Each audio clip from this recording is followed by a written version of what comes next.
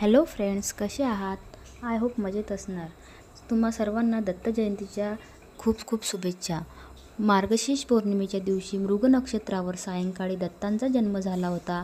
हा दिवस दत्तांचा जन्मोत्सव म्हणून साजरा केला जातो. दत्त जन्म. पूर्वीच्या काळी भूतलावर स्थूल व सूक्ष्म रूपात आसुरी शक्ती वाढल्या होत्या. देवगणांनी त्या आसुरी शक्तींना नष्ट करण्यासाठी अनेक प्रयत्न केले, पण अयशस्वी ठरले. तेव्हा ब्रह्मदेवाच्या आदेशानुसार वेगवेगळ्या ठिकाणी वेगवेगळ्या रूपात दत्तदेवतांनी अवतार घेतला. तो दिवस दत्त जयंती म्हणून साजरा केला जातो.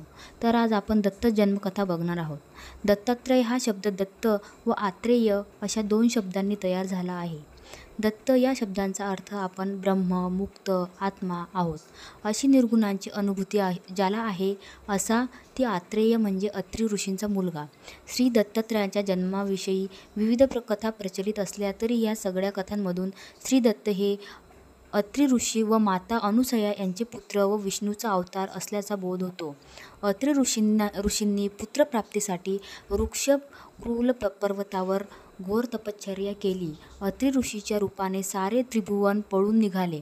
या प्रखर तपाने संतुष्ट होऊन ब्रह्मा, विष्णू, महेश हे तिन्ही देव प्रकट झाले आणि त्यांनी ऋषींना तपाचे कारण विचारले. अत्रि ऋषींनी त्यांना विनवले की आपण माझ्या उदरी पुत्ररूपाने जन्म घ्यावा. तेव्हा तिन्ही देवांनी त्यांच्या विनंतीला मान दिला.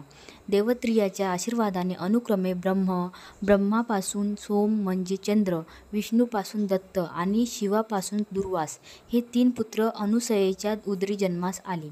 श्री दत्त जन्माची एक कथा ब्राह्मण पुराणात उल्लेखित आहे. अत्रि ऋषींनी ब्रह्मा, विष्णू, महेश यांची पुत्रप्राप्तीसाठी आराधना केली असताना त्यांनी एक रूपवती कन्या प्राप्तीची इच्छा दर्शवली. देवाच्या आशीर्वादाने दत्तात्रय, सोम, दुर्वास हे 3 पुत्र आणि शुभायत्री नावाची कन्या अत्रि ऋषींना प्राप्त झाली. त्याचसोबत दत्तात्रयाच्या जन्माची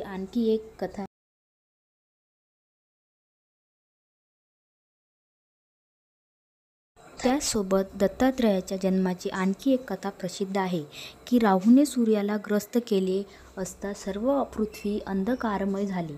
अत्रि ऋषींनी सूर्याच्या राहूच्या मगर मिठीतून सोडवले आणि पुन्हा पृथ्वी प्रकाशमान केली.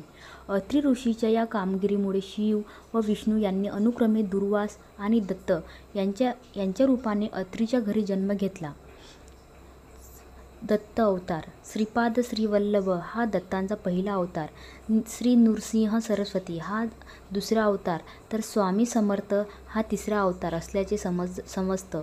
जैन पंथीय श्री दत्तगुरूंची नेहमी नाथ म्हणून पूजा करतात, तर मुसलमान फकीर म्हणून पूजा करतात.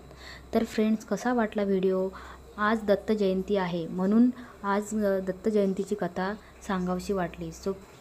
तर अशाच नवीन कथा ऐकण्यासाठी माझ्या चॅनलला सबस्क्राईब करा, लाईक करा, शेअर करा, म्हणजे मी अशीच नवीन कथा तुमच्यासमोर घेऊन येणार आहे.